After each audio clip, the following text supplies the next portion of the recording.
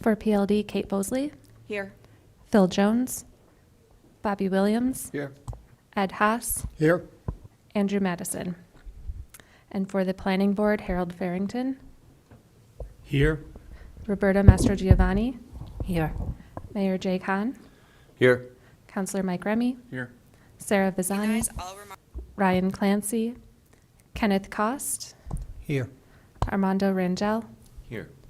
and for the alternate, Stefan Mayu, Present. Brandon Markelon, Tammy Adams, and Michael Haver.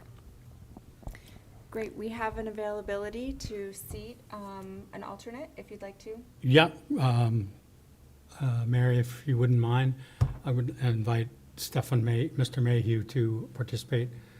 He's an alternate, but participate as a voting member for tonight's meeting. Thank you. Great, thank you. So our first item of business tonight is approval of the meeting minutes from the June 9th, 2025 meeting. Do I have a motion? I move to accept the minutes as published. Seconded. Do we have any changes to the minutes? Mayor? Yes, I was not present for the last meeting, which meant I read the minutes. And I'd like to direct you to three places. Line 220 in the continued paragraph at the top of the page. The last line there, the word at the end of the sentence, W-A-N, should be W-A-S.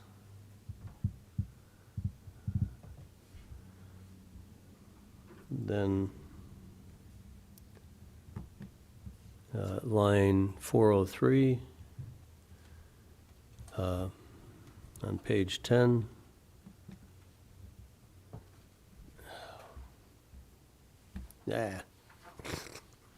But I believe that's Councilor Remy.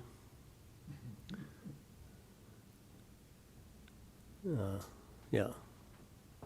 Name is misspelled. And then line 514, I believe, you're going to need to read this one, but I believe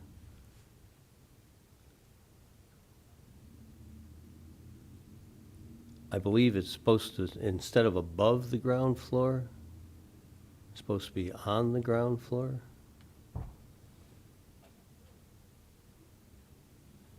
Maybe it's right.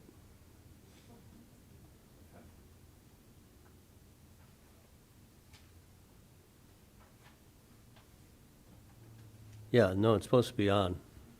I agree that should be on. Mr. Goodell, I see you in the audience tonight. Have you had a chance to follow along with these minute changes? What is the line? I'm sorry. It's line 514. It's referencing a statement from you.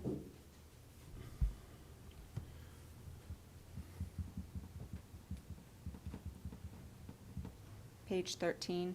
Yep, I'm reading it.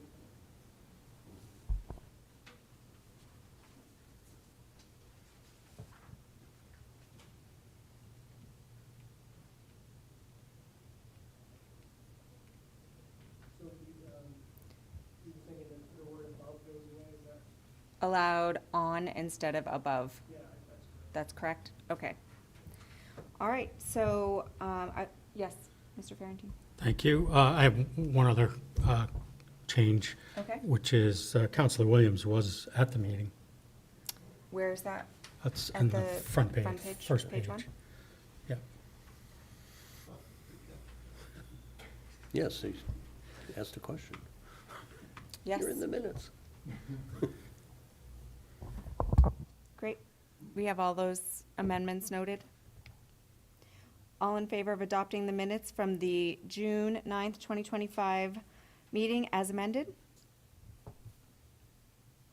And that's unanimous. Okay. Let's go back up to our continuation of public workshops. Our first one tonight is ordinance O-2025-20 relating to setbacks and build to dimensions. Petitioner, City of Keene Community Development Department proposes to amend Section 1.3.3 of the LDC to clarify that the front, side, and rear setback apply to any building or structure on a lot. Further, this ordinance proposes to amend the definition for build-to line and build-to zone to state that they apply to any principal structure with some exceptions. Lastly, this ordinance proposes to amend Section 8.4.1.c to state that accessory structures shall not be located in the build-to zone. Mary, are you going to bring us back up to speed here? Where we left off?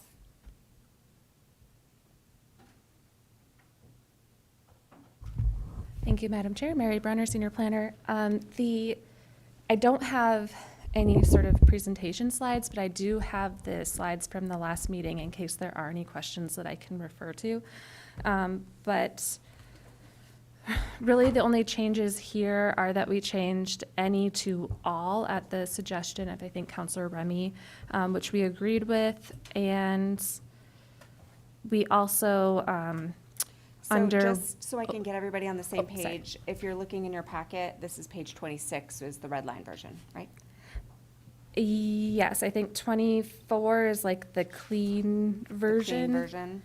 And then- That would show basically what the A version of the ordinance would look like. And then on page 26, that shows the original submission with the changes That came out. from of the- last meeting shown in red. Okay. Yeah, Great. so that you can kind of see what changed from last time. So yes, I guess taking a quick step back, this ordinance came from staff in response to an interpretation by the Zoning Board of Adjustment regarding the definitions for build-to zone and front setback, where they made the determination that because the definition uses the phrase "a building," that definition only applies to one building on a lot. And so they felt that the language could be clarified and asked staff to come back with a clarification. And so we originally proposed saying to modify the definitions to say any building.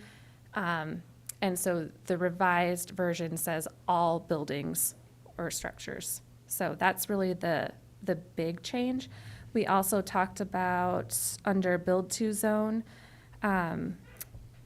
that only applies to all principal buildings or structures, with the carve-out for buildings that are not able to be placed in the build-to zone because of the presence of other principal buildings or structures, or the change from last time was to also include proposed buildings in that. So it now reads, a build-to zone is the area on a lot measured perpendicularly from the lot line within which all principal buildings or structures must locate unless they cannot be located within the build-to zone due to the presence of existing or proposed principal buildings or structures. So that is the result from the last workshop. And then we had also, this is a change that was presented last time as well, we also proposed clarifying that we don't want accessory buildings in the build-to zone, because that really does kind of create a hardship for property owners, and it's not necessarily something that we would want to see anyways. So everyone seemed to agree with that, so we left it in there. And then finally, we went through the code, and any place where it mentions a build-to zone or a build-to line dimensional requirement, but labels it as a setback, we've now changed it to match what it actually is. And that was sort of another outcome from the workshop, was to make it really clear what the separation is between a setback and the build-to zone dimensional requirements. And actually, that reminds me that we also proposed changing it so that it doesn't reference maximum distance in the definitions anymore either. So it's just talking about the minimum distance for setbacks. Right. Yep. Yep. Okay. Has everyone read through the red line versions? Does anyone have any questions about the changes that we're seeing in front of us? No? Okay. It's good. All right, this is a public workshop, so I will allow public comment at this time. This is not a formal public hearing. Is there anyone from the public who wishes to speak about this version of this ordinance? Name and address for the minute taker, please. Jared Goodell, 160 Emerald Street, Keene.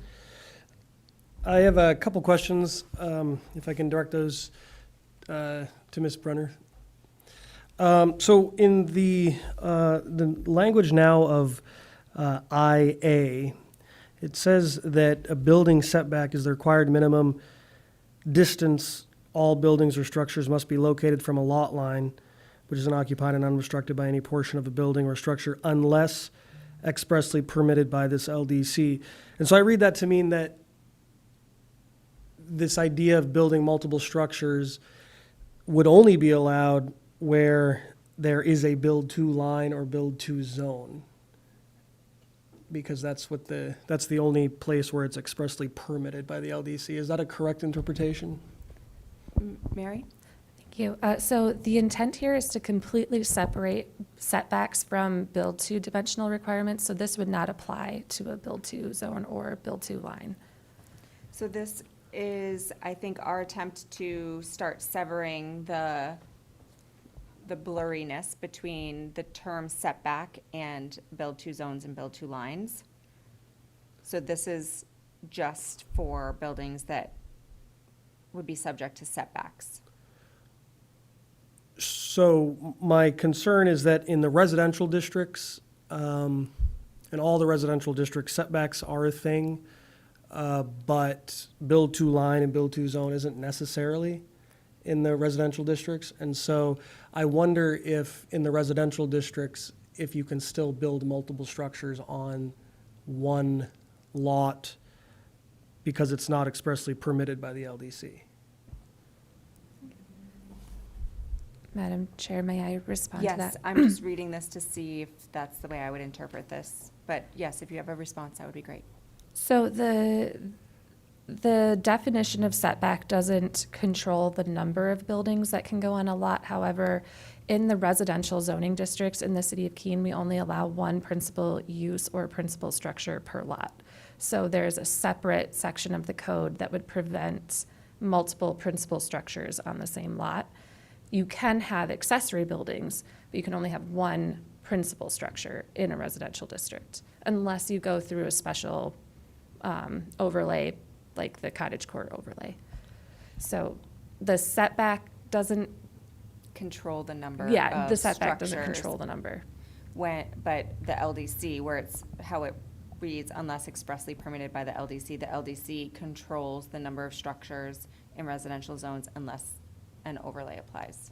Yes. But you could have a main house on a lot and then have maybe a smaller, I'm not going to use the word ADU because somebody might not want to build an ADU, but they might want to build a smaller, single, in-law house, a detached in-law house. Which we allow as an ADU. But you're suggesting that the primary owner of the property wouldn't live there? Correct, yes. So this would be an additional accessory use So building. if that was in a zone where two families were allowed, would you be allowed to have two separate detached structures? No. No. Yeah, so that would be considered two primary structures on the same lot, which is not allowed in a residential zoning district without going through the cottage court overlay or getting a variance. Okay. I want to move on now to the language, and a lot of this is all specifically in build to line, which is C, and then in E, build to zone. The language is all principal buildings or structures. Now, principal buildings is a defined term. Buildings is a defined term. Structures is a defined term, and principal structures is a defined term. And so I would wonder if the language principal buildings or structures means principal buildings or structures as defined. And so I guess just for the record, does structures mean principal structure as it's written now? That was, Madam Chair, if I may. Yes. So that was the intent, but if the board feels like that could be clarified, then we can do that. Do we have the definition difference between structure and principal structure? I'd do- have to check, but Okay. it's possible. Yeah. Okay. I could read that if you'd like. Yeah, that'd be great. So a principal building or principal structure is the same definition, which is a structure that is central to the fundamental uses of the property and is not accessory to the use of another structure on the same premises. Whereas a structure is anything constructed or erected which requires location on or in the ground or attached to something having location on or in the ground, including signs, billboards, fences, and swimming pools. So a fence is a structure, whereas Right, the so I principal think that structure is a that building. would be something that we would want to amend. Yes, Mr. Yeah. Mayor, And the amendment would be to add principal the word principal. before structure. Abundance of clarity. Yep, And then lastly, the word proposed, and I know that this was added because of a question that I had asked at the previous meeting. okay, we're in E. Bill 2 Zone E. Proposed, I guess I just want to make sure that we're clear on what proposed means. So imagine that you have a blank lot that has nothing on it, and somebody wants to build, let's say, 3 structures on it. And they say, well, I'll propose building 3 structures on it, but I'm going to build the back one first. And so it's allowed outside of the build to zone. Well, it's proposed, and this uses the presence of existing or proposed. And so I wonder if there's a cleaner way to say, because somebody could propose something and then abandon it, or, and I just wonder if there's a cleaner way to meet the intent there. Mary, do you have a suggestion?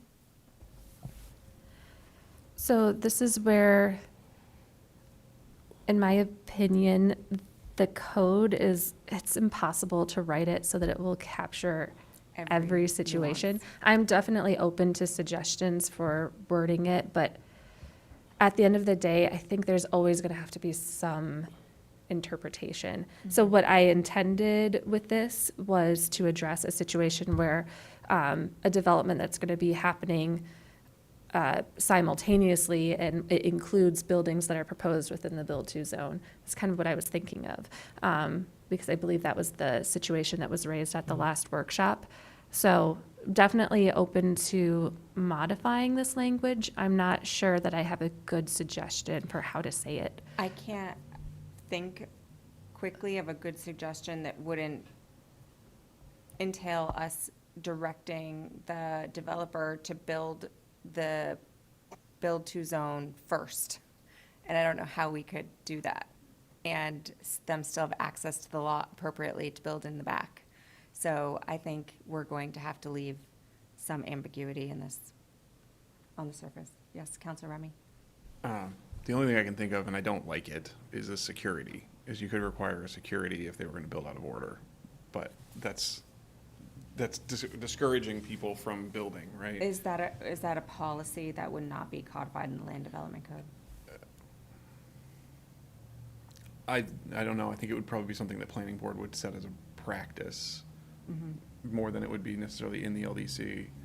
But I don't know. I don't even think it's a good idea. I think to your point, we're going to end up stuck with, like, it's hard to fix that Right. problem. I know the intent is to say you're going to build both.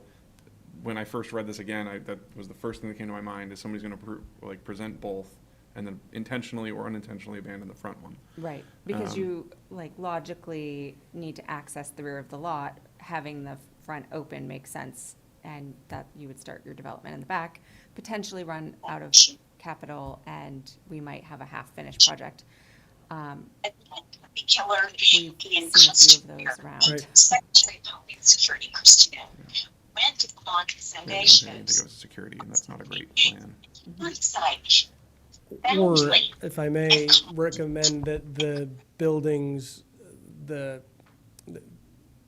be constructed, I don't know what the word would be, but as a part of a project, or as a part of a I want to say concurrently, but that's not the right word either, but, yeah, just to have them Simultaneously. simultaneously, yeah, I mean, because you could, in theory, you would put all your foundations in for all three at the same time. But I can just tell you that I like loopholes, and that's a big one. I'll be honest with you.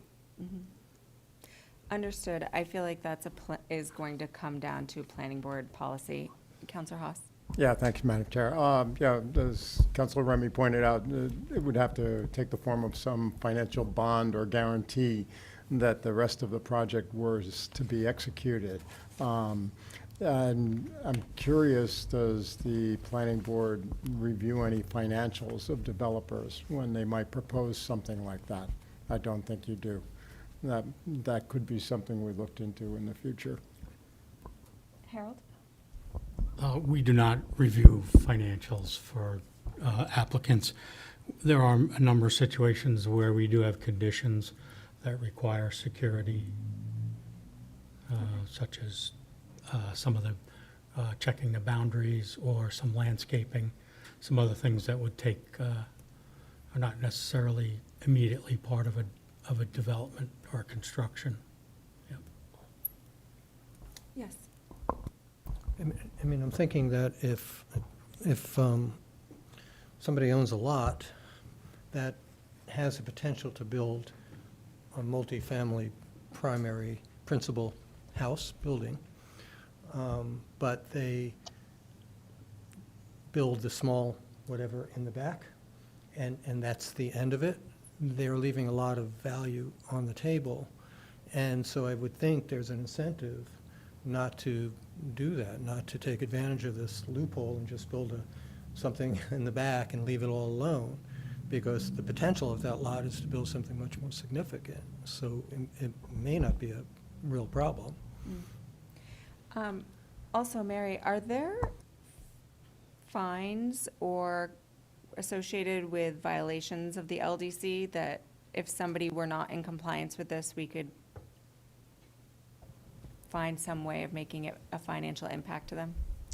So if it's something that's shown on an approved site plan and they're not in compliance with their site plan, there is technically an enforcement mechanism. It takes a really long time and it's a lot of staff effort, like a lot of staff effort. It's quite involved. So we try to avoid it whenever possible. The other thing, just talking about the securities, the planning board usually only requires a security for something that the city could reasonably take that money and use it to, replace the landscaping that's needed for screening or install the necessary stormwater infrastructure. For building an actual building, I don't think we would accept security for that. Or I wouldn't recommend that the planning board do that because it's not something that the city would ever But do. if it was something so egregious that we were having complaints or it created some negative impact in our community, in a neighborhood that we did not want to see it, we do have an enforcement mechanism through the site plan that we could try to. If there is a site plan, yes. So if But you projects would that, need a site plan to move forward with a project like this. not necessarily. If you're building duplexes, multiple duplexes, those don't require site plan review. Or multiple single-family homes if they're allowed in the district and it's not a residential district. You could build multiple buildings on the lot and not require site plan But if review. you're changing the impervious surface of the lot, wouldn't that trigger site plan review? Yes, I want to say it's a pretty high threshold, though. I'd have to go back and look at what the exact number is, but I think it's pretty high. Okay. Yeah. Okay. If I may just suggest that there could be a phased permit. They're issued regularly where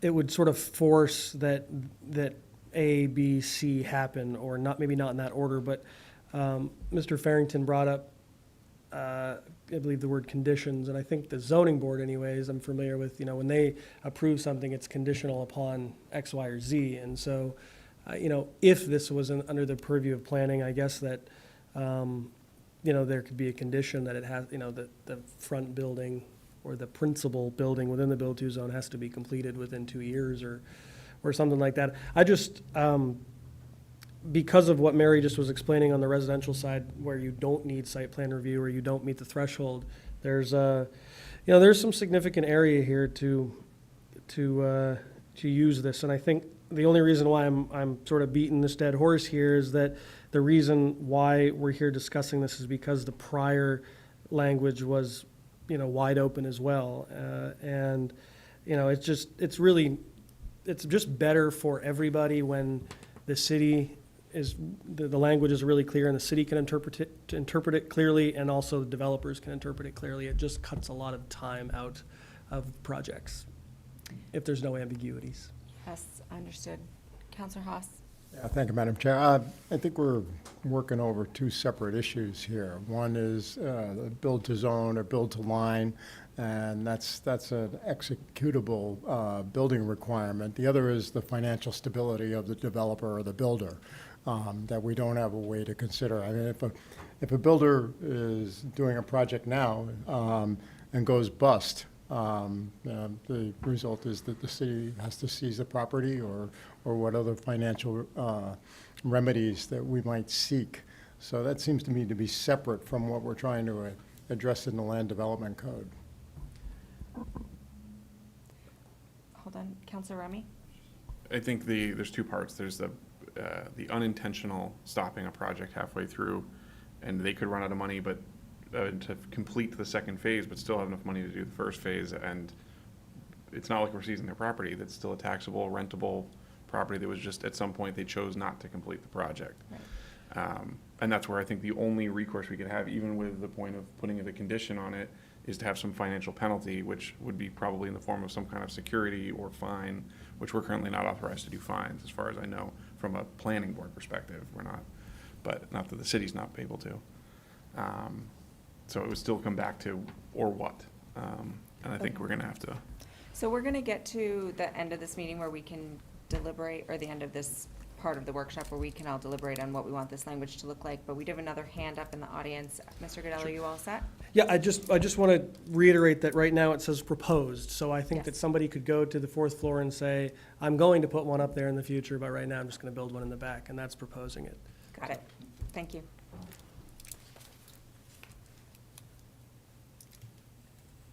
Thank you. You're welcome.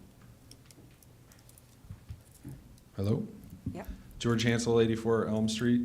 I appreciate the conversation. I think with the build-to zone, you're all way too close to this. I think you're overcomplicating it from my perspective. I see a build-to line as someone who's looking at the code and trying to do a development or design a site plan. I see the build-to line is pretty clear. I see what you're doing here. You're either building to the line or not.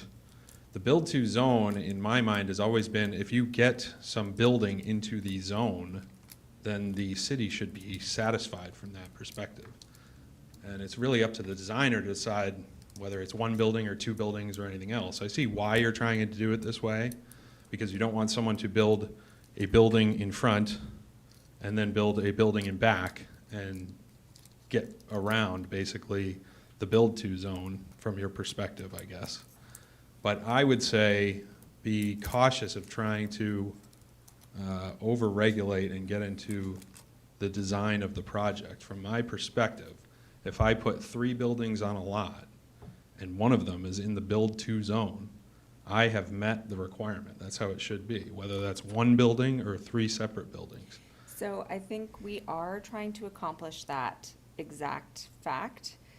And I feel like the language that we've created here does allow for that. What Mr. Goodell's point, and I'd love to hear if you have an opinion about it, is that you might have an unethical builder Right. who uses the word proposed to only build a building in the rear of the lot that is not in the build-to zone, even though that they proposed additional buildings in the build-to zone, because we're requiring that a structure be built in the build-to zone, and other structures can be built on the lot, just not, and they would not. So why don't we just say it like that? Why wouldn't you just say, the build-to zone, a build-to zone in an area of the lot measured perpendicularly from the line within which one principal building or principal structure must locate?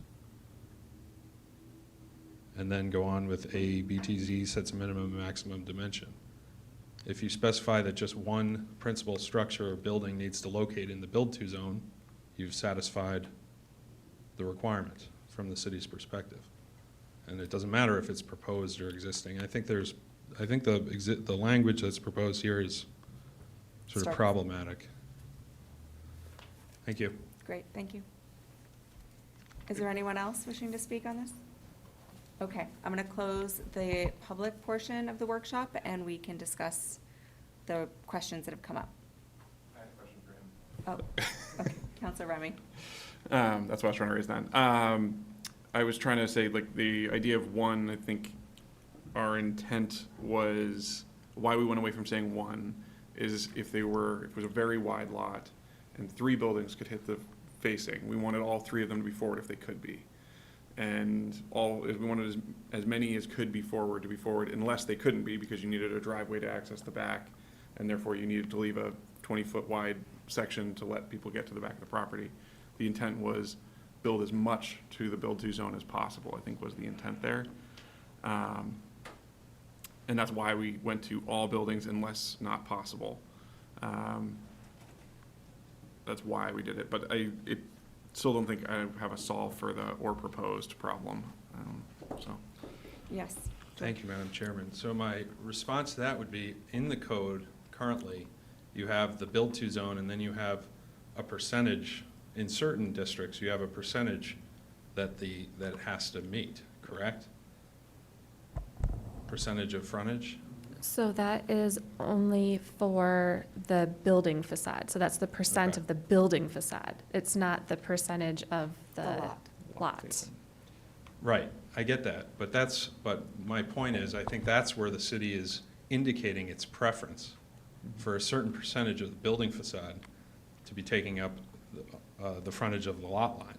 So that's where you regulate that. You don't tell the designer how to design it in 2 buildings or 1 building or 3 buildings and push them all to the front of the lot. I think you have to get to a higher level as a regulator and say, okay, we want masses within this build-to zone, and we want it to take up 50% of the street frontage. And then let the designer work within those criteria. And I think that's the intent, right? That's what, yeah. Yes, Mr. Cross. Thank you. I keep going back to what walking down the street looks like, and the intent of a build-to line or a build-to zone, I think, is that when you walk down the street, you're seeing housing facades. You know, I'm picturing new urbanist stuff and porches, and it's all nice, and you walk, there's sidewalks, and you walk down. So if you said only 50% of a lot has to be along that build-to line, then you'll end up with these broken tooth kind of streetscapes that I always see. There's all of a sudden, you know, a bunch of grass and something way back there, and you lose that urban sort of structure that I think we're trying to achieve. And I thought the idea of multiple buildings is once you fill up your front, and now everything is front, but you have a deep enough lot that you could do some buildings in the back, then you do that.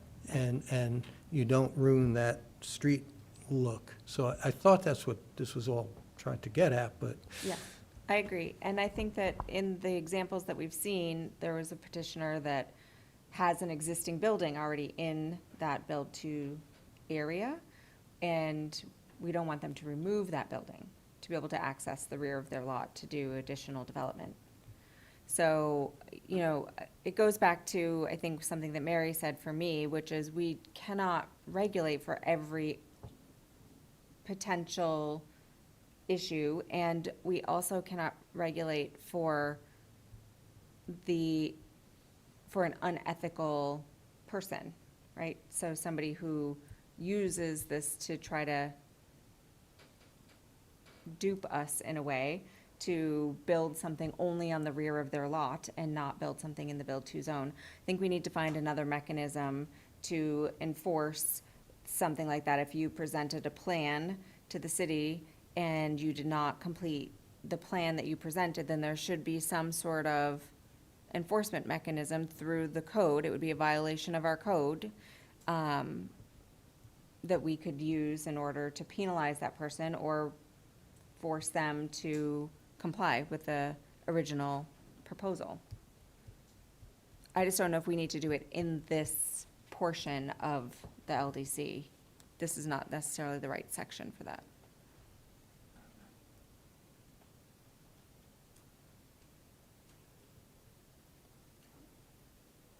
Anyone else have anything to add? All right. Counselor Haas? Thank you, Madam Chair. I just add that I too stumbled over the word "or" when we were talking about principal buildings or structures, whether that was inclusive, principal was inclusive as an either or would the separate structures word would be interpreted as not being principal. So I like the idea of applying principal to both of them. Okay, great. Counselor Remy? I think that might be for staff, if that's close enough to being Scribner's, to not make it an alternate version. It's just I think it's here we can. principal continue. buildings or principal. Yeah, Heading. for the purposes of not having to go through a formal, I move to amend this to say this, At the end. to just say that the intent is principal buildings or principal structures, and we're asking for it to be more clear.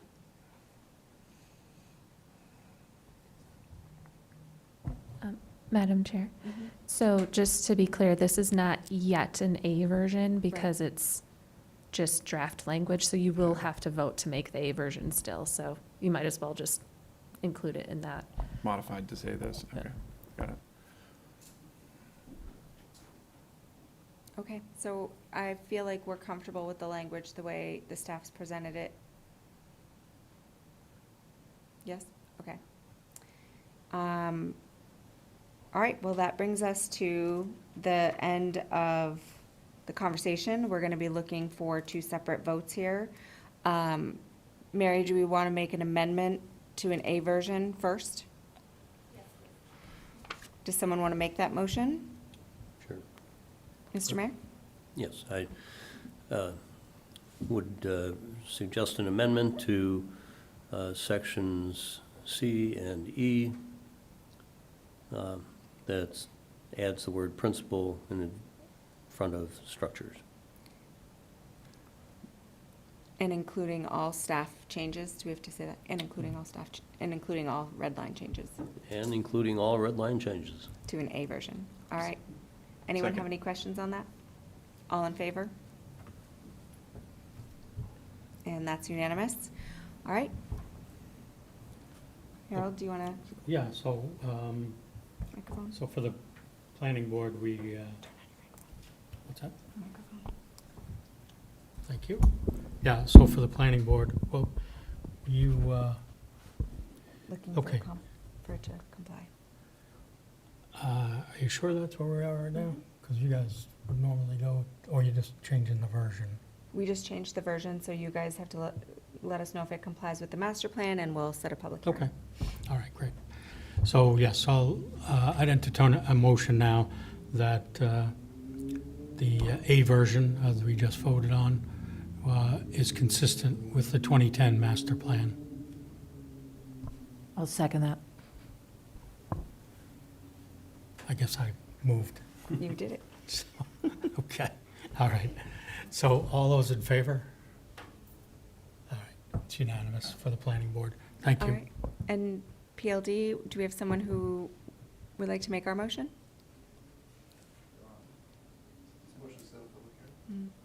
I move that we set a public hearing for this, Requesting the mayor. requesting the mayor to set a public hearing. Great. Do I have a second? I second the motion. Have a motion by Counselor Williams, seconded by Counselor Haas. All in favor? And that's unanimous. Okay, great. Moving on to our second item on our second workshop this evening is B, Ordinance O-2025-15, relating to amendments to the Land Development Code to encourage housing development. Petitioner Jared Goodell proposes to amend various sections of the LDC to modify the definitions of front, side, and rear setbacks and the build-to zone, reduce the minimum lot size in the neighborhood business district to 5,000 square feet, increase the density allowed in the medium density district to 6 units per lot, allow dwelling units on the ground floor in the downtown growth district for lots with frontages on type B streets, and establish rules for applying zoning regulations to split zone parcels. The sections proposed to be modified include 1.3.3, 5.3.1, 5.3.2, 8.3.1C, and 19.2 of the LDC. Mary? You want to catch us back up to where we left off? And let's find our red line version for this ordinance is going to start on page 30, I believe. Yes, thank you, Madam Chair. So I'm just going to walk through the changes one by one. The first change was to completely remove the proposed changes to the setbacks and build-to lines and zones, just to have that all into one ordinance. So that's the first part, is all just the crossed-out sections that were removed. And again, those are all being handled in a separate ordinance that we just discussed. The second item was the purpose of the neighborhood business district. At the last workshop, one of the items that staff raised was the fact that the purpose statement very intentionally calls the neighborhood business district an additional downtown district. And the intent behind that is to make sure that it's really clear that it is eligible for the 79E program. And so all we did was keep that reference and just add in the residential uses into the intent statement. So I believe based on the applicant's testimony, the reasoning behind changing this purpose statement was to make sure that it refers to the fact that residential uses are allowed in this district. And so hopefully that change is acceptable to everyone. So now it would read, the neighborhood business district is intended to serve as an additional downtown zoning district that promotes smaller sized businesses, professional uses, and residential uses which support adjacent neighborhoods and workplaces with an orientation toward pedestrian and bicycle access. Some uses are restricted in size to limit adverse impacts on nearby residences and to maintain a pedestrian scale of development. All uses in this district shall have city water and sewer service. The next change is with respect to the minimum lot area. As discussed at the last workshop, currently today, 50% of the parcels in this district are less than 8,000 square feet in size. And it only goes down to, I think, about a third of them if you drop the lot size down to 5,000 square feet. However, in actually looking at what a 5,000 square foot lot looks like, staff felt that it might be prudent to also reduce the setbacks a little bit to make sure that the lots are actually buildable. And so the committee seemed to be in favor of that. So what we are proposing is to change the front build-to zone to be a 0 to 10 foot build-to zone. So that increases the flexibility of where to place the building for the front build-to zone. Reduce the minimum rear setback to 10 feet, and keep the corner side build-to zone as a 5 to 10 foot, but for the minimum interior side setback to reduce it to 5 feet, just for like those smaller lots to open up more land to be developed. Are there any questions about that one? Okay. Mr. Mayor? Thank you, Madam Chair. So I personally, I like the way that this is going. Good. Except for the side setbacks.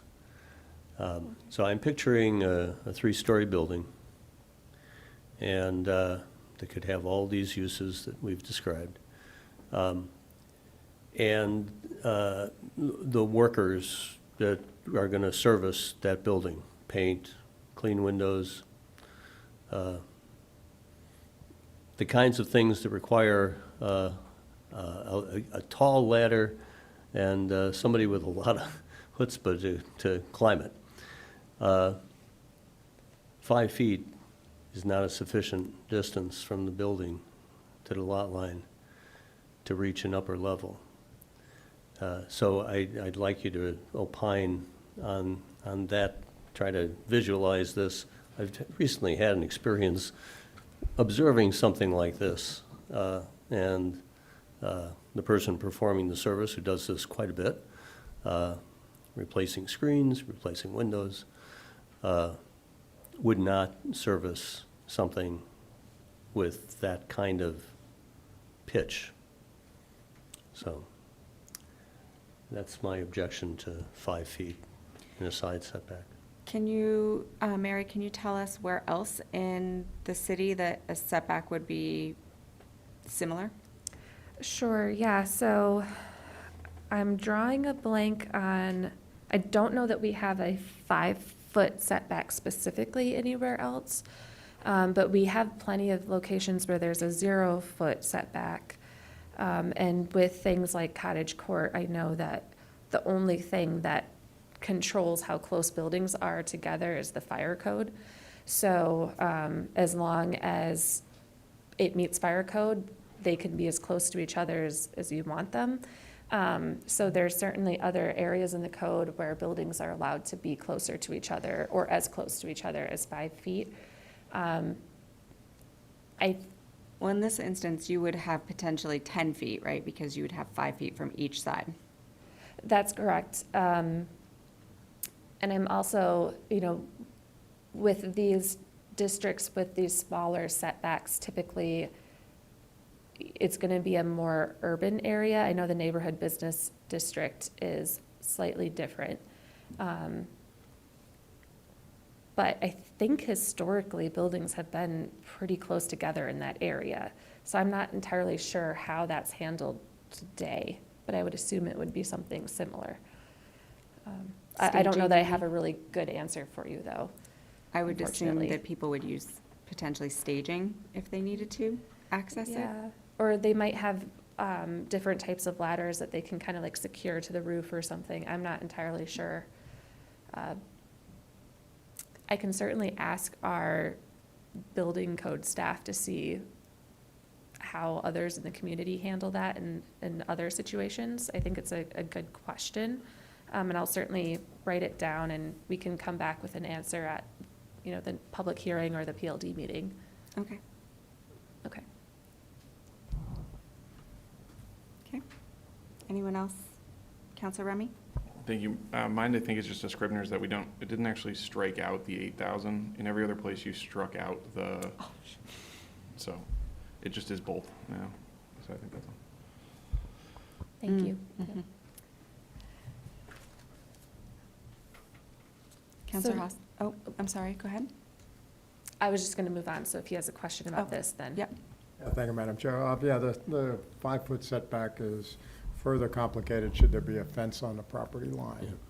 That makes it down to a 3-foot setback.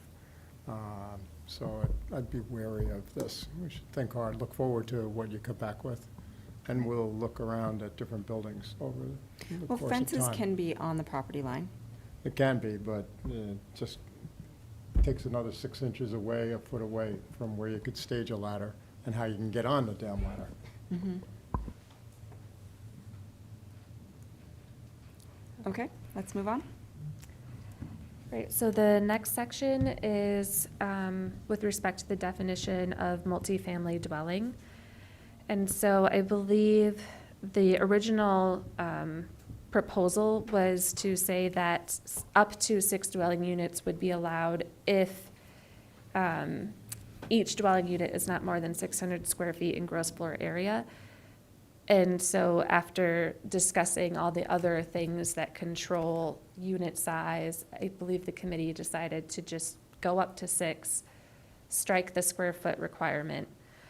There was also some discussion about requiring more than 3 units to go to the planning board.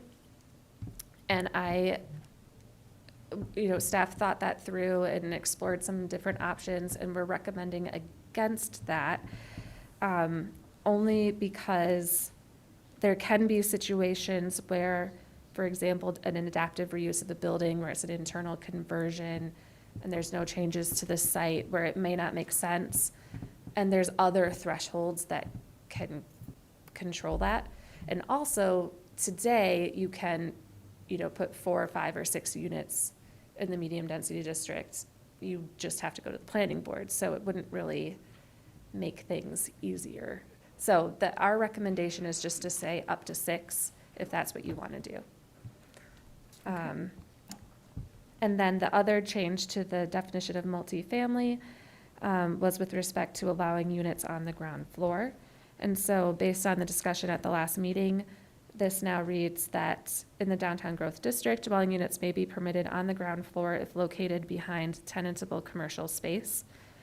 So this takes out the reference to the different street types, and it would allow units on the ground floor as long as there's some sort of commercial space along the street. And it doesn't get into, how deep that space needs to be or anything like that. There just needs to be something along the street that would be more, pedestrian focused, with the units behind that. Okay. Do we have any questions for Mary? Mr. Mayor? Yeah, thank you, Madam Chair. I'm trying to picture a medium-density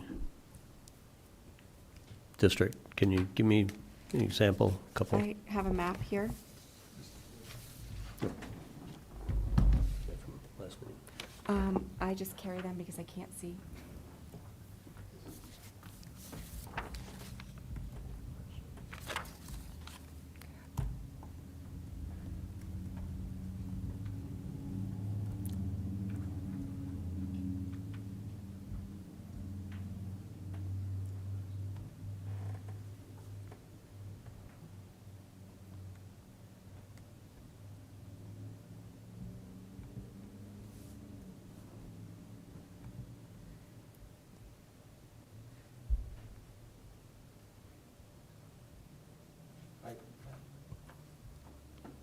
So, the idea of 6 units on a medium-density lot, I'm just trying to just satisfy the concern that the neighbors, I'm trying to think of East Side neighbors and some of their concerns about density.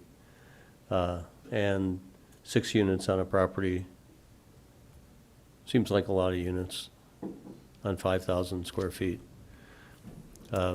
So I think you can probably convince me that there are enough controls in place for that to satisfy neighbors' concerns of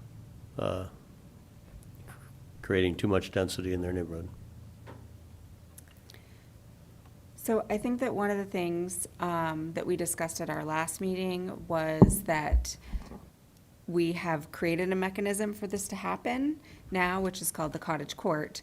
And we would require that they be of a certain size or there would be a maximum size under a cottage court, which we're removing here. But if you start changing the exterior of the building or the amount of impervious surface for parking requirements, you trigger planning board review, which does give the public input, which is what the cottage court CUP would do as well. This would be a situation, I think, where we were trying to decide if you were not changing the exterior of the building and not changing the parking, on-site parking currently, and not changing the site, essentially, could you increase the density inside the building by right? So that is, I think, the question that we have to consider tonight, is if that's something that we're comfortable with without having, there would be a small number of buildings, I think, that currently exist in the medium density zone that would allow for something like this to happen without one of those major changes triggering the planning review in the first place. So I think that the committee was comfortable seeing the language drafted for further comment. I don't know where we want to go with it tonight, but that's kind of the basis of where we started. And, go ahead. Yeah, Mr. Cost? Yeah, I raised a question last time too about parking, and if you're going to have 6 units, there's going to be more paved parking. You pointed out, though, Madam Chair, that there are controls on that. But I was thinking about this a little bit, and that there's going to be more units, there are going to be more cars, and people are going to park somewhere. So there won't be maybe impervious surfaces. There'll be pervious surfaces which people will park on, which is grass, front yards, side yards, whatever, because they're going to have to do something with the parking unless we do something with allowing street parking Right. in these neighborhoods, and maybe we do, but Right. that's a concern, is that. And I don't know if these images are sort of indicative of the kind of houses in a medium density, but they certainly look like they could easily hold 6 units and be useful. So, just to clarify, the City of Keene codes do not allow people to park on grass or impervious surface, and so that would be something that code enforcement would address. It does happen. I see it with my own eyes. I think when we had a lot of density with college kids, it was triggered probably more, and more complaints were triggered over it. We don't see that quite as much. I do think that, and I discussed this with Mayor and Mary both before this meeting, we are going to see some state legislation that is going to change the density in our neighborhoods regardless of the number of units that we're allowing. There's the legislation that has passed has allowed for up to 16 unrelated people to live in a unit instead of 4. And so it starts to blur the lines for me what these units really mean, right? And this is what I said to Marion. We need to start talking about, like, what is the definition of a unit? And I brought this up with Evan, our other planner, and he was like, well, we have a definition of of what a unit is in our code, but when you read that definition, it's not clear enough to me, because if you use that definition on the surface, I think it says something regarding enough utilities and things to provide like a living arrangement, which is not clear, because you could put a wet bar in a basement of someone's house and put a mini fridge, and is that now a unit? It's not technically. You would still, then you would be preventing somebody from having an ADU who has a wet bar in their basement. So I think it's going to start to get blurry, and the state has done this and put this back on us, and we're going to have to deal with this in the coming year. And it's going to change a lot of things. It's going to change how units are organized currently. So, and I've used this example many times. I have a property with a 3rd unit that is not rented. It has not been rented for 10 years because it is a 2-unit building. And currently there are 3 people located in the downstairs unit and 3 people located in the upstairs unit in a home with a interior staircase, which connects those 2 units. The 3rd unit is an attached studio 1-bedroom that's been sitting vacant. Under this new law, currently, the 4 unrelated people separates those 2 units as units. Under this new law, those people can now live in 1 unit, and it makes that 3rd unit legal as a 2nd unit. And so we've just added densification to a building that doesn't require additional parking because it's still officially 2 units, and it's going to create a lot of problems for us down the road. We've got to get a handle on this, and I'm just speaking about it in a workshopping sense, right? Like, I don't have an answer to what we should do. I disagreed with the legislation. I think it only favors the homeowner. It does not. It's going to put people in situations where they're living and insanitary, and not good living conditions. But I think those are things that we're going to have to get ahead of. I think this is something where we have some control over it. They're gonna have to sprinkle if they're going up to 6 units. They're going to have building code in there. We're gonna have individual segregated living spaces that we can make sure are being maintained in good condition, or up to good condition to get occupancy. And I feel like it's a much safer bet than what some of the negative things we actually have coming for us. Counselor Haas? Thank you, Madam Chair. I have a question for Ms. Bruno. Do we limit, I should know this, but do we limit living units in any other district, any other zone? Yes, so the low-density district and the rural district are both, you're only allowed to have a single-family home. And you can have an ADU, so I guess technically you could have up to 2 units in those districts. Medium density is the next one, which is currently at 3 units. And then high density, there's no cap. Technically, it's more just the actual physical limitation of how many units you can fit, given the maximum height and the impervious coverage and things like that. Based on building structure? Yeah. Okay, thank you. Yep. Counselor Williams? Just as a resident of the east side, one of the things I felt about some of these large buildings is that, a long time ago, they had quite a few more people living in them than they did today. Families were much bigger. You have a family of 6 or a family of 10 in one of those, or 2 families of large families. There just aren't that many kids around these days. We live differently, but the buildings are the same size. So to me, there's a certain amount of logic in figuring out how we can partition those buildings so that they can fit, the number of people who they used to fit. So there's my thought. Great, thank you. Okay, anyone else? All right, let's keep going. All right. I'll just keep the slides up in case there's other questions about any of the districts. So were there any questions about the tenantable commercial space piece of all of this and the downtown growth? Yes, Mr. Costa. Go ahead. Thank you, Madam Chair. I like the idea of street-facing retail or other things that are interesting for people to look at. And I think the idea of putting residential, it sounds like behind a facade of that, is maybe a solution. The only thing I don't know if it's good or bad, but I do think about, I've seen it in more dynamic cities that are growing and they're active and, bigger, where form-based code types of things force that, and then there are just streets and streets of empty storefronts because there just isn't enough business to fill them. And so then a developer ends up having the space that they can't use, and there maybe not even be the need for it. But from an architectural and visual point of view, I like that, if it works, and if those become filled businesses.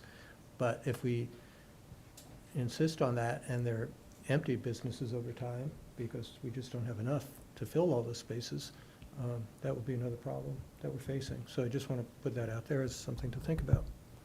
Great. And I would also, I know we all know this, but this is a living document, right? So we can revisit this at any time if we see problems like that happening. I have a colleague who's renovating the 2nd floor of a downtown building, and while the architectural plans were being drawn, all of the space was filled with small businesses, hairdressers, offices, that sort of thing. So I'm hopeful that as we see development, that we don't have that as a problem, but I think we can definitely change that if we need to. Right, and then the last one is with respect to parcels that fall into more than one zoning district. And so there's a number of changes to this one.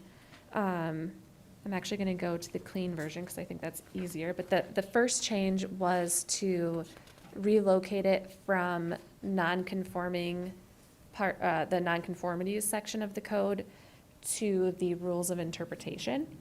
And the reason for that is because a lot that is split zoned is not necessarily non-conforming, so we just thought it would make more sense. Like if we're trying to figure out, okay, how do we handle a lot that's located in more than one zoning district? Going to the rules of interpretation just makes sense. So we're proposing to move it to section 1.3 of Article 1, Rules of Measurement and Exceptions. And also, when I was going back through the recording of the last meeting and going through the minutes, and reviewing this proposed change with the other planners in our office, it really, the language that we had last time didn't quite accomplish what I said it did in the meeting, and so we have workshopped this language quite a bit. So I just want to read through it to make sure everyone is good with the changes. What we tried to do is exactly what we described last time. So hopefully we did that.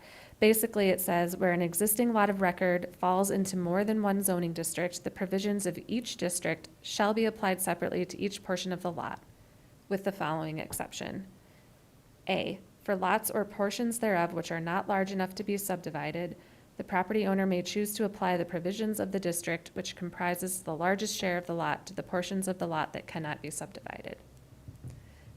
And then underneath that is basically some directions to the interpreter, which would normally be the zoning administrator, about what that means. So, for the purposes of this subsection only, when determining if a lot or portion thereof is large enough to be subdivided, the following shall be considered.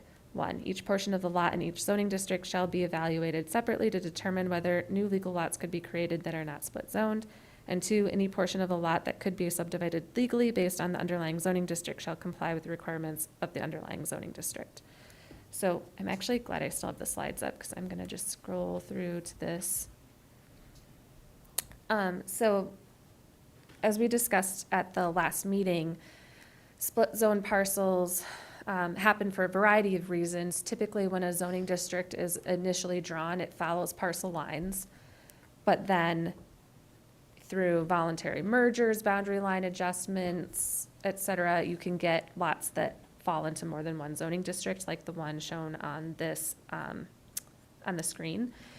And so in this situation, the property owner has two options. Under these regulations, or this language, the property owner would have two options. They could apply the requirements of the low-density district to the portion of the lot in yellow, and they could apply the commerce district requirements to the portion of the lot that's pink. Or they could choose to apply the provisions of the low-density district to the entire lot, because the commerce portion is not large enough to be subdivided off and be its own lot that's just commerce.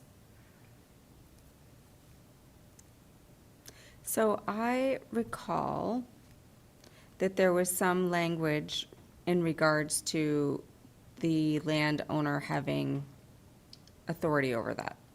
Yeah, Where did that go? yep, the property owner may Oh, choose under A, to apply. okay. Yeah, Yep, it's easier to see. If we go back to the, Yeah, if you go back to the, I see. the clean version is much easier to read. Yes, all right, I'm there with you now. I'm on page 29 right now, if anybody wants to look at the language without all the red strike-throughs. But basically, so that's how it would apply in this situation. And then we also went through this example last month where this is a parcel where Mint Car Wash is, and it's actually in 3 different zoning districts. And it's, the purple is industrial, the orange is high density, and the pink is commerce. The orange portion, or high-density portion, is large enough to be subdivided off because the minimum lot size is only 6,000 square feet, and it's, I think, 12,000 square feet roughly that's in high density. The commerce portion is about the same size as the high-density portion, but it's not large enough to be subdivided off because the minimum lot size is 15,000 square feet. So under this language, it's clear that the property owner could either have the provisions of high density apply to the portion that's in high density, and the commerce apply to the commerce, and the industrial apply to the industrial, or they could apply the requirements of industrial to the commerce portion of the lot, but not the high density portion of the lot. So that's what this says right now. It's basically saying if you can subdivide off a portion of the lot and it would comply with the underlying zoning district and create a new legal lot that's entirely within one zoning district, then you have to comply with the underlying zoning district. If it's not big enough to do that, then the property owner is basically stuck, like they can't subdivide it off. And so they'd either have to go through a map amendment, which is quite a long, involved process, or just live with the rules. And so this gives them another option. So that is what I said at the last workshop, but then in testing that more, realized that we needed to add some more description and more rules for the interpreter to really be able to understand that that was the intent. So hopefully that language is clear here. Does anyone have any questions? Okay, Okay. great.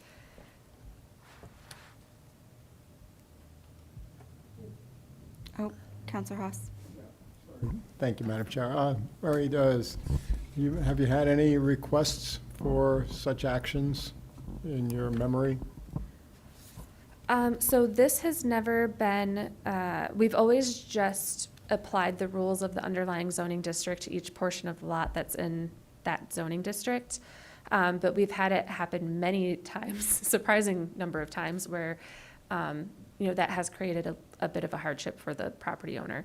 And really, the only recourse that they have is to either get a variance or go through a map amendment, both of which are, it's a lot to ask of someone. And the map amendment process, usually the problem there is that it just takes too long. It would kill the project. And so what we'll usually see is either they opt to go for a variance, or they'd work their project around it. So you think that these changes would resolve most of those issues?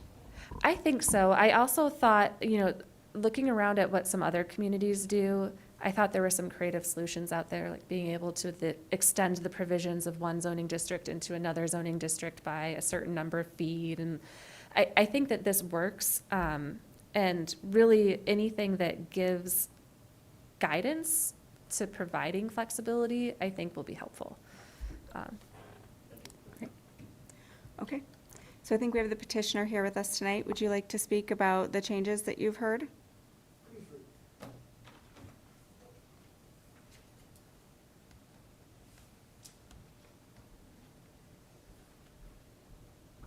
Jared Goodell, 160 Emerald Street, Keene. I'll be quick. It occurred to me when the additional downtown zoning district was added back to the purpose that if neighborhood business is a downtown zoning district, just to clean it up, it may make sense to move it out of the commerce districts and into Article 4, which is the downtown districts. Right now, it lives in Article 5, which is commerce. Just to address the mayor's comment about a potential three-story building and the side setback and ladders and whatnot, I believe that the max height in neighborhood business is 2 stories and maybe 35 feet. So I'm not sure if that affects that concern. And as Mary mentioned, the minimum no restriction fire rating is 5 feet. You can drop to 3 feet and have limited penetrations, and then 0 feet and have no penetrations. So 5 feet is is pretty standard. In number 3, there was a lot of talk about the impact of a neighborhood. When I initially proposed this, I did have the 600 square foot maximum. Because my intent was that, we know that people tend to live alone now. And when you do have smaller units like that, you have typically one person living there. So that lowers the impact on the neighborhood. They may or may not have a vehicle, but it's certainly probably, if there's one person, not more than one vehicle. So if there was a concern about impact, there could be the addition of the square footage. But my intent, and I think that Councilor Williams brought this up, is that you have these big, large buildings that are sitting mostly, and they're just too big for what people need now. And so the intent is to repurpose those to be more efficient. And in that same section, moving on to the letter C, which is in the downtown growth district, dwelling units may be permitted on the ground floor if located behind tenantable commercial space. I just want to make sure, just for the record, what behind means, and I have this great drawing. So assuming that this top hash line is the street, and then this is the front of the building, but that there's a portion of the building that's set back on the side here. Sorry. Is this, if all of this was rented as commercial space, would this be considered behind for the purposes of this, where you could have dwelling units? That would be my question as it reads now. And sorry, Chair, but if I can address that to Mary. That's okay. Go ahead. I don't know if Mary will have an answer for us tonight, but. Yeah, my first instinctual response is no. So there might be room for clarity there, but it's meant to say that there's tenantable commercial space between the unit and the street. Is maybe a better way to say that. So if you have a part of a building that's stepped back, would that be? So I think what I hear Mr. Goodell saying, and just correct me if I'm wrong, is if that facade was commercial space, would the step back be required to have commercial space as well? If that is running parallel with other residential space? In the staff's interpretation would be yes. So I think the way it's currently written, I don't know that it gives that flexibility. Okay. Yeah. And so with that interpretation, I would request that, I'm just going to be honest with you, selfish reasons here. I own a building that is configured like this, and it would make sense, and why I propose this is because I would like to use that sort of appendage on the side of the building as residential. And so if the board is willing to clean that up to allow for that, no shame in saying that, this is somewhat self-serving for me. I'll be upfront about that. Otherwise, that's all I have. Okay, so you're comfortable with the other? Yeah, I think all of the other Amendments changes are good. I think the cleaning up of number 4 is really good. So, yeah, I think this is good. Okay, Thanks. thank you. All right, that was the public portion of this meeting. So we're now going to deliberate on all of these changes to decide what we'd like to do here. I'm just going to start back at the beginning. We have the initial portion of this ordinance is stricken and rewritten under the city's ordinance that we heard earlier. The new first item becomes the neighborhood business definition. Does anyone have any questions with where that's located or how it's drafted? No? Okay.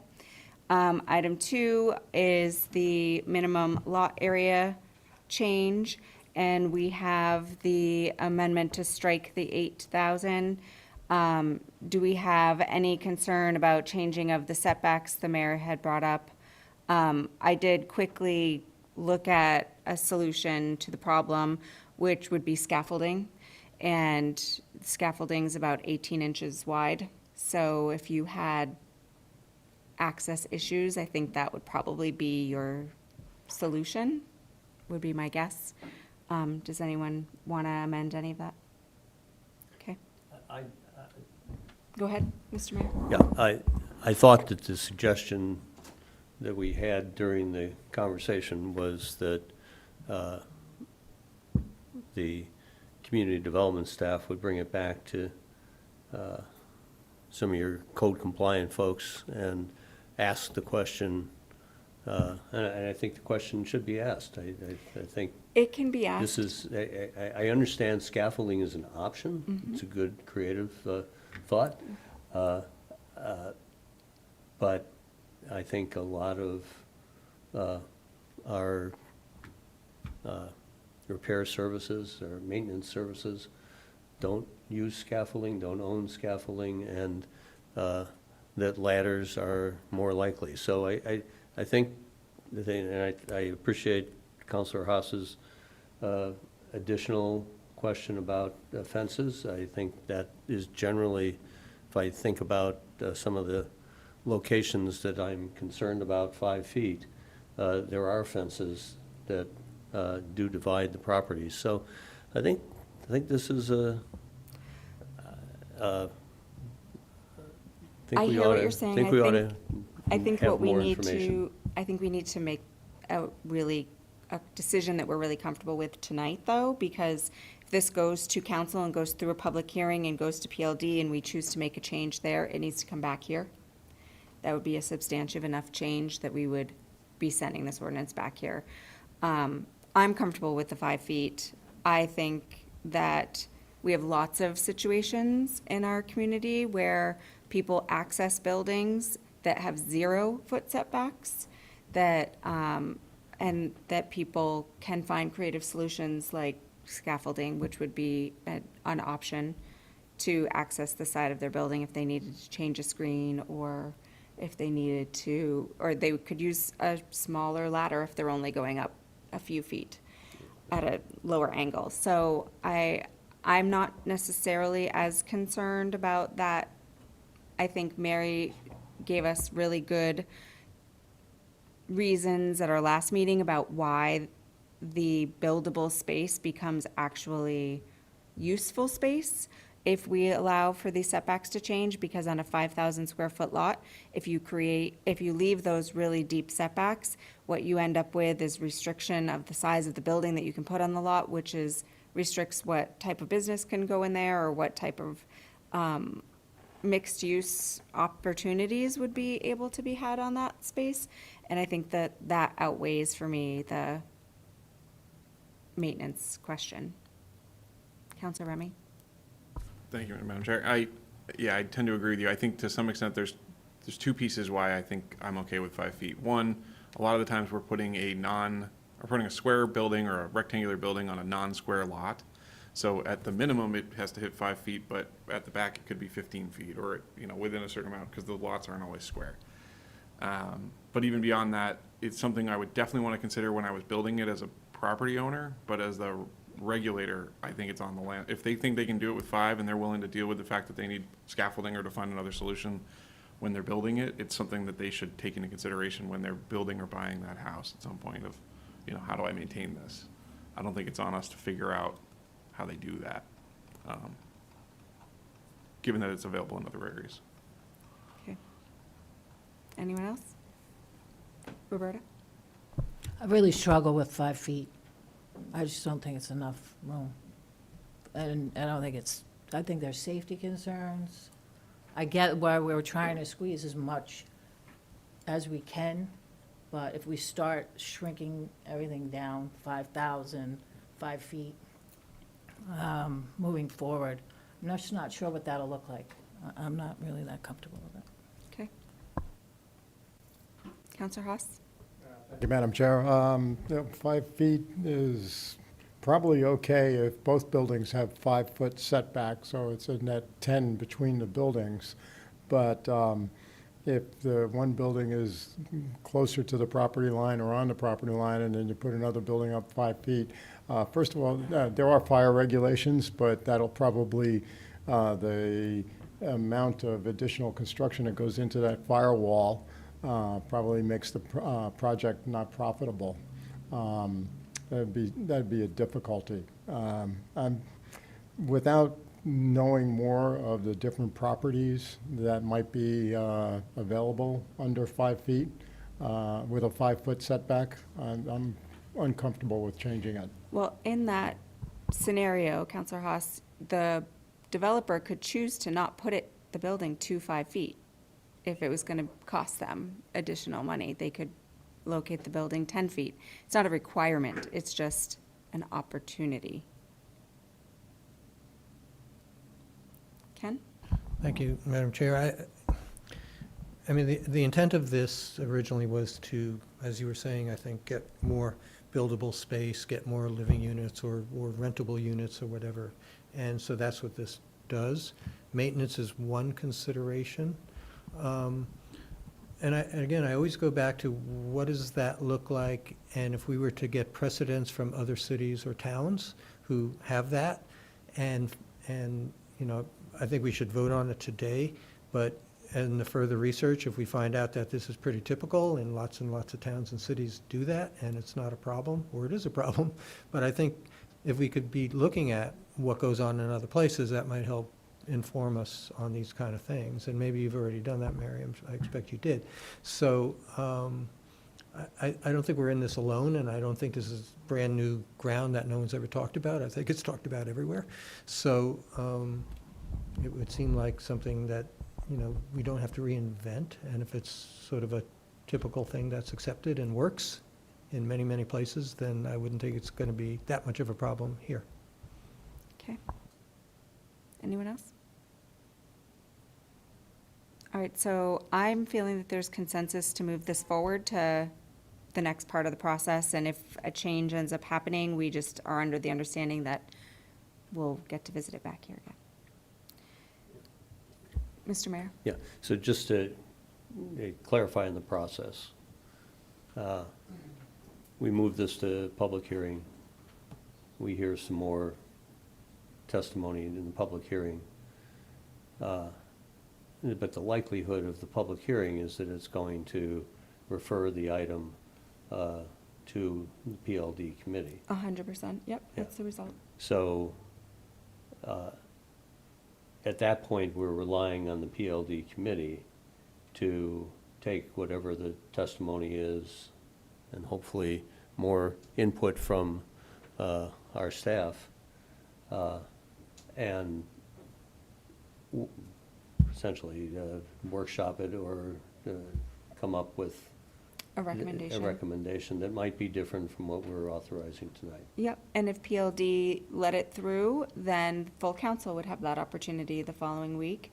But at that point, if PLD chose to make a change or full council chose to make a change, well, I should say if PLD chose to make a change and council agrees, or if the full council disagrees with PLD's recommendation and chooses to make its own, it would come back to joint committee again, because it would be a substantive change to the underlying ordinance, and it would create a B version, and we would start the conversation back here, and planning board would need to reconsider their, whether it complies with the 2025 master plan.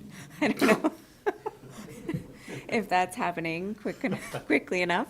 I would love to hear that someday. But it would comply with master plan, and then again, we would have a follow-up public hearing again.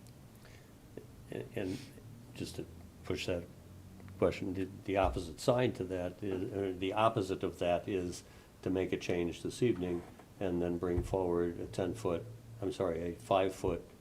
Change at the change committee. at the public hearing. Which would send it back here. Yeah.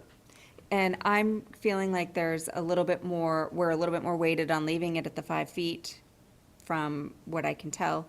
We've heard a couple of dissenting votes to that, but without having an official vote on it, I'm seeing a similar or greater number of people who are comfortable with the 5 feet. So unless you wanted to make a motion to change and we could have a vote on it, I would send it up to PLD. Yes, I was going to offer a motion so we could take a vote on where people stand on that. if you'd like. I would move to amend 2025-15 to align with all recommended staff changes, including adjusting the minimum interior side setback to 5 feet. So this would be a vote in favor, would be a vote for the way it's written. With the way it's written, which moves it to 5. A vote yes moves it to 5, and all the other changes go in. Yes. All right, all in favor?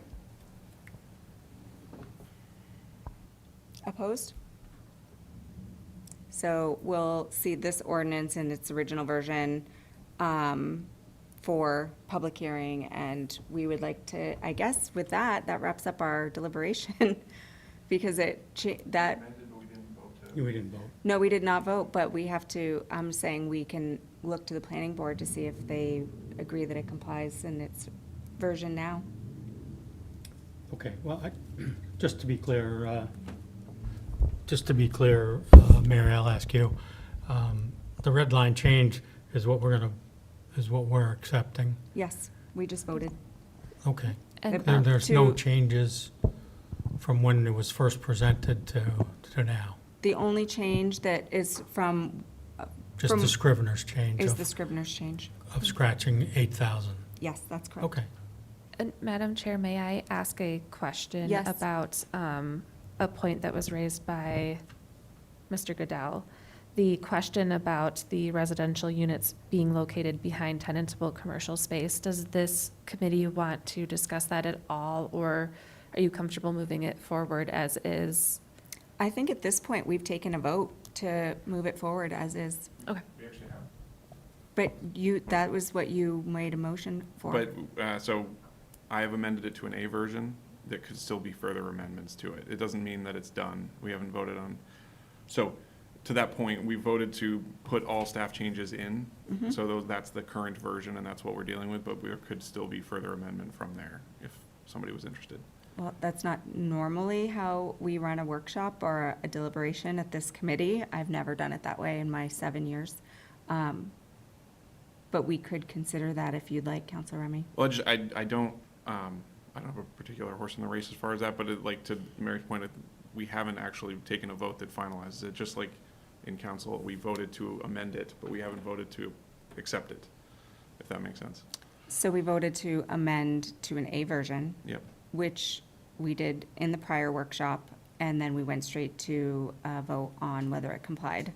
But if So are it- you suggesting that you'd like us to do it differently All tonight? I'm saying is if we wanted to deliberate on that point, we could still, and make it a further amendment if we wanted to. So that's all. Okay. The question is whether we think that's behind or not, right? The question was raised with a little drawing with it's set back, but nothing is in front of it. Is that behind the building because it is offset from the main property? We should at least answer the question of whether that's behind, I think. Well, the question was answered. The question is, do we want to change that answer? Do we want to discuss that? Are we comfortable with the answer? Counselor Haas? Thank you, Madam Chair. I guess I'm more back in process, pardon me. So it seems like we've skipped over 1 and 2 under item 3 for amending section 831C. We amended everything at once with Yeah, Counselor we Remy's motion. accepted that with that, and we didn't have any deliberation on the item of 3 versus 6 dwelling units. So let's discuss the item that Counselor Remy brought up. Do you want to have conversation regarding whether or not we want to change Mary's interpretation of where the tenantable commercial space is? I'm not concerned with that section. Okay, I but that's think what we're great. discussing. Yeah. We'll get to the other We'll get to section. the other section. Thank you. Counselor Williams? I think, I think it makes sense to edit that idea of what behind is. I think as long as it's, behind the build-to zone, and there's things in the build-to zone, I'm all right with that being residential. And I think not sure what the language change would be for that. Mary, do we have a build-to zone in downtown growth? Yes. What is that? I don't know off the top of my head. It's going to vary actually based on the street typology. Okay. And I actually don't have a copy of the code with me, but, for the purposes of discussion, maybe it's like 0 to 5 feet on a type A and 0 to 10 feet on a type B or something like that. I guess another option could be to say that X percentage of the building along the street facade has to be tenantable commercial space or something like that, but it might be, I'm not sure that I would want to just throw out a number right now. I'd probably want to like think about it a little bit more. I like Counselor Williams' suggestion as an option. Counselor Remy? You could just simply say that as long as it is set back from tenantable commercial space, and then it would be whether it's behind it or stepped back. That basically, if the front that was against the street was tenantable commercial, and if there was a setback, we gotta be careful with the word setback. Yes, we do. So if it was stepped back or, from the tenantable commercial space, that it's okay, whether that's behind the building or, if that's the intent that we're okay with that, then we could say it's behind or stepped back from tenantable commercial space. But it's not a well-defined term. I think the build-to zone Being out of the build-to zone. being takes out you- of the, gives you a step back that's definitive, right? Yep. Counselor Haas? Thank you, Madam Chair. Yeah, that would, adopting something like that would get us through this evening, and we can move it forward. But I probably have a question for Mary, more questions. Don't we have a percentage factor here in the downtown growth, or do we not? And Percentage factor, of how much of the building needs to be in the build-to zone or on the build-to line? We have that elsewhere, as I'm sorry, I'm not familiar with it, but that seems to be either a definitive setback of some sort, but really we're going to struggle with the percentage of the building that has to be to the line or in the zone. Yeah, I'm looking at the LDC right now, just to clarify, but type A street, 0 to 5 foot build-to zone.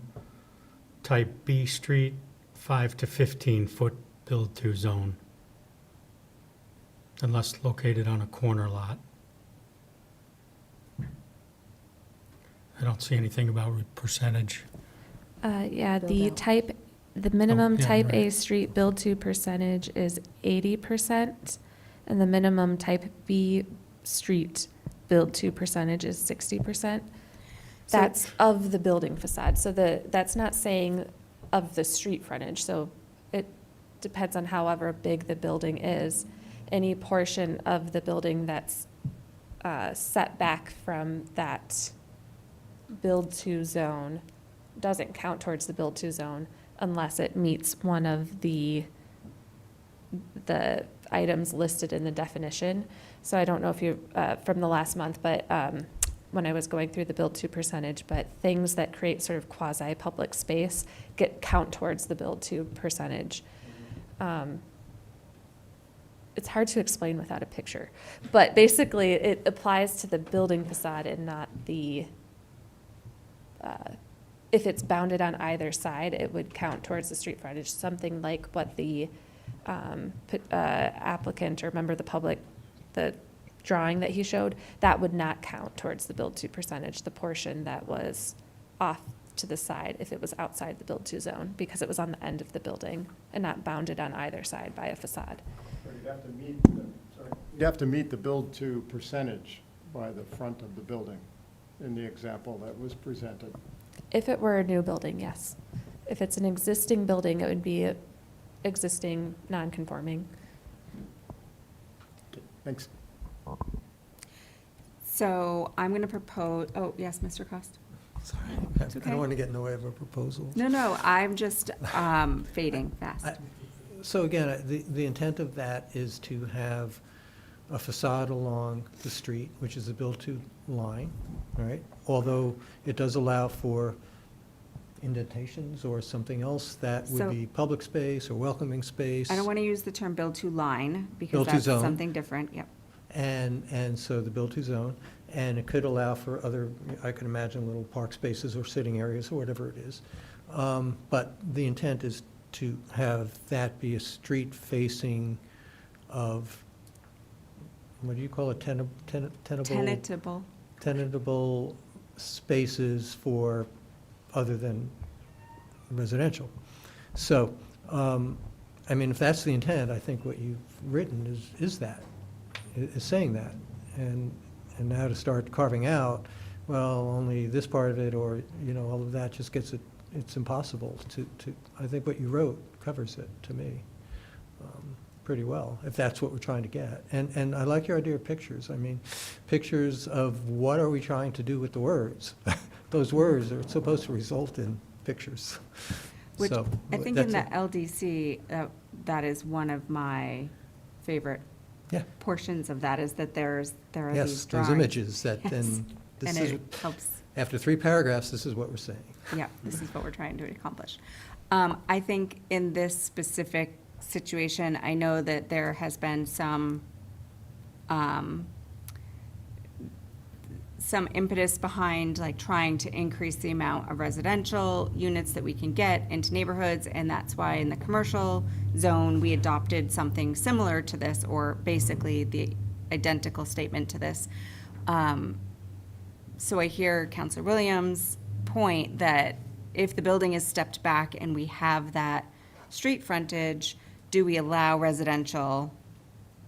And it would almost be contiguous with the residential that would be on the interior of the rest of the building. So it seems like it could be an odd little L that it would create. So I'm comfortable with your amendment. I don't know if you want to propose some kind of language and we could take a vote on that.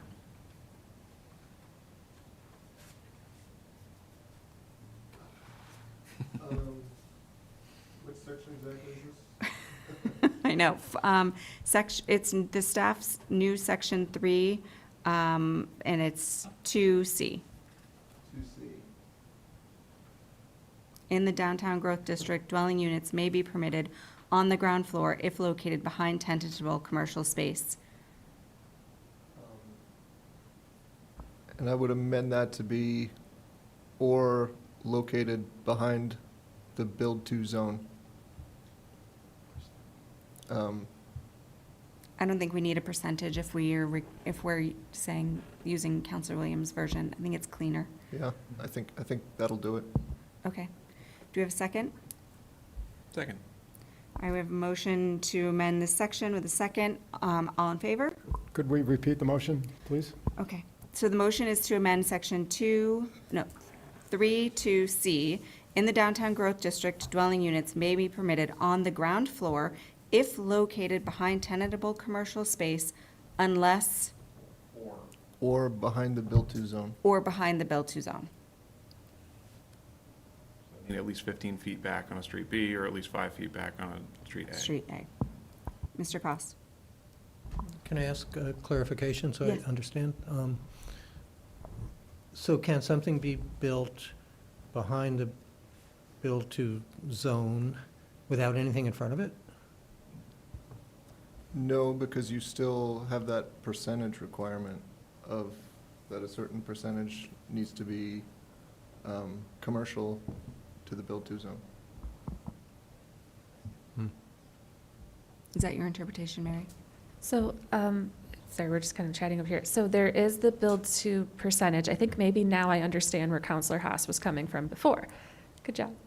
So, I think the limiting factor here would be the percentage of the building that has to be built in the build-to zone. So in this instance, you could get a portion of the building where there's nothing in front of the residence. So you'd have the street frontage and the residence would be there, and it would be set back at least 5 feet or 15 feet, depending on what street type you're on. But it would be limited by the build-to percentage of the building. So if 80% of the building has to be in the build-to zone, that's going to limit how much of the residence area that isn't behind a commercial space that you see from the street. But it'll keep getting more complicated, because if it has more space out in the build-to zone after it, then in theory it could be, anyway. A standalone building. It could be much more complicated if you had a building that was a U, and it hit the build-to zone on both sides, and the middle part was a park. Then you could have a residence there.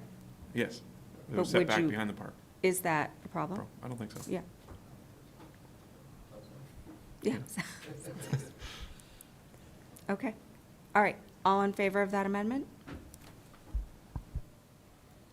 And that one's unanimous. Okay. Look at that, Bobby. Good job. Finding our words at 8:30 at night. All right. So our next section that we're going to discuss is the one Counselor Haas is interested in. I can't Thank you, find Madam it. Chair. Yeah, I'm really uncomfortable with going to 6 dwelling units per lot in the medium-density district. I recognize that there are many large, not fully occupied homes in that area that could be filled out with more living spaces. And I encourage people to do that and create more housing units on their own. It seems that we do have a vehicle to do this now, be it through planning board review or through a cottage court application. And so there is a way that that can be done, although albeit tedious at best. I'm very uncomfortable with opening the neighborhood up to what could all of a sudden be a cascade of additional residents loading into the neighborhood. I love densification. I want to see it brought forward, but I think we need to take slower steps. I'm particularly uncomfortable when we talk about that, well, there's no changes in impervious space, surfaces and parking and so on, and we leave violations of that to code enforcement officials who we know are challenged right now with enforcing codes in the neighborhoods.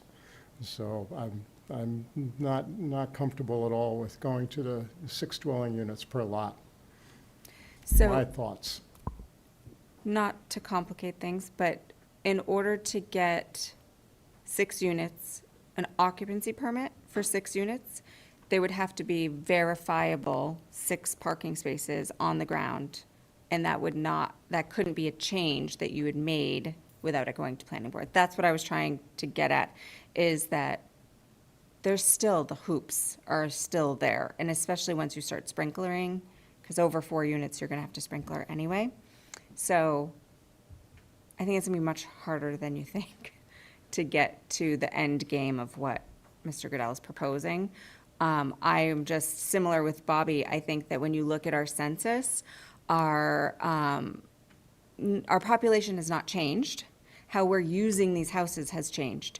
When you look at the average size of a family in a home, it went from 8 to 1 or 2.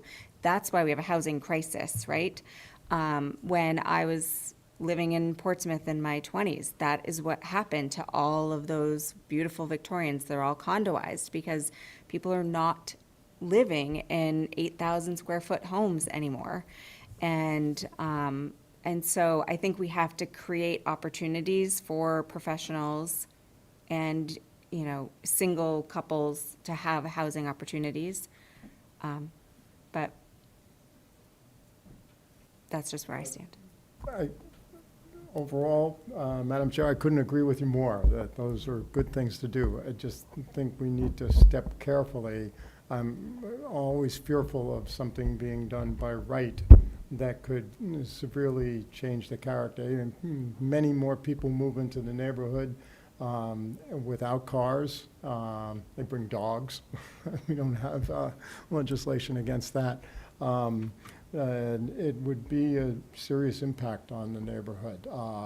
And not to mention that social services in the city certainly need to expand and grow, but that can have another impact on a neighborhood that is difficult. Thank you. Point heard. Yes, Mr. Cost?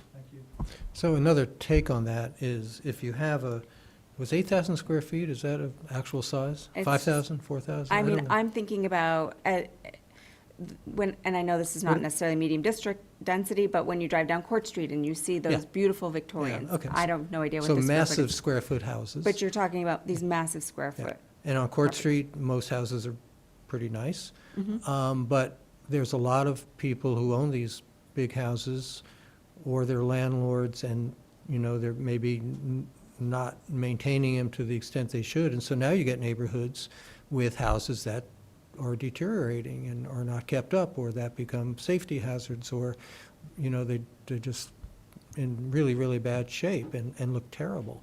So if you were to allow someone to put 6 units in and put some money in and get some money back out of it, whether it's condoized, which would be great, or if it's rented, you might end up with much better neighborhoods. Just something to think about. Yeah, Counselor Williams? Yeah, I see it as a good way to get small units in there. Studio apartments is, I really think, probably when we get beyond, 4 units, a lot of those are gonna be pretty small units, which, I think those are very important to resolving our housing crisis. Because those are the ones that, people on the bottom end of the income scale are gonna be able to move into. And, I think it's valuable that they move into, locations that are pretty close to downtown, instead of, building apartment buildings in Swansea where, that's great that there's density out there, but then all those people have to drive into Keene, and then we have parking issues here. So I think we should put the density where it belongs, which is closer to the middle of town. That includes medium density neighborhoods, such as the one I live in, and I think that's the kind of growth that's appropriate for the area. Great, thank you. Anyone else? All right, so just for the purposes of continuity, do you want to make a motion to change anything tonight, Counselor Haas? Or do you hear the consensus around the room to leave it? Thank you, Madam Chair. Yeah, I would move that we not change item 3.2A from 3 to 6 and leave it at 3 for now. Do I have a second? You're actually moving to amend it to 3. Sorry. You already amended it to 6. Move to amend as stated. Second? Anyone? No second? Motion fails. Okay. Last item, split zoning. Do we have any questions or concerns about the split zoning? I think that one was sort of a slam dunk, hoping. Right, I feel good about it. So we did have one change after Councilor Remy's adoption of all the changes to the build to zone amendment that Councilor Williams proposed. So the ordinance would be moving forward, and would we still let this be an A version, Mary? Okay, as an A version, do I have to make a motion for that?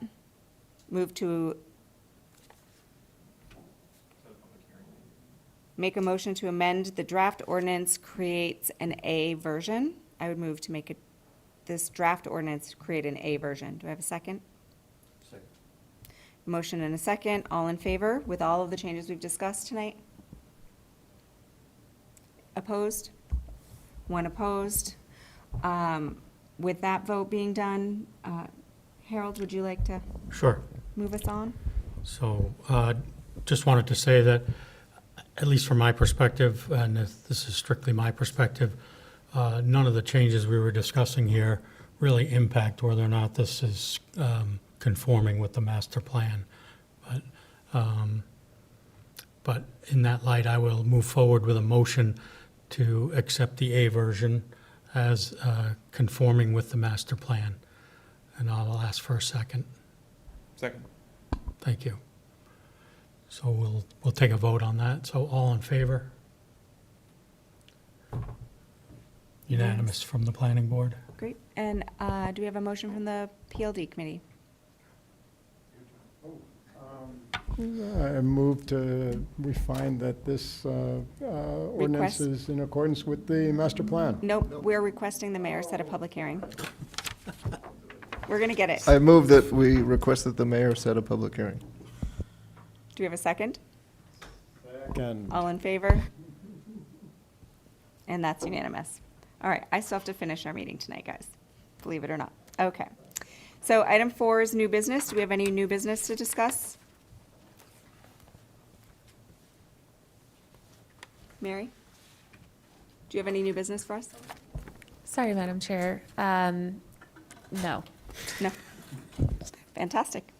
Our next meeting is August 11th, 2025. I believe that will be during council break, excuse me, council break. Do we know if we have any work planned? For this Not at committee? this time. I don't think so. Would we consider canceling that for the, and moving to go directly to the September meeting? Yeah, you can do that. So I would state that our next meeting will be September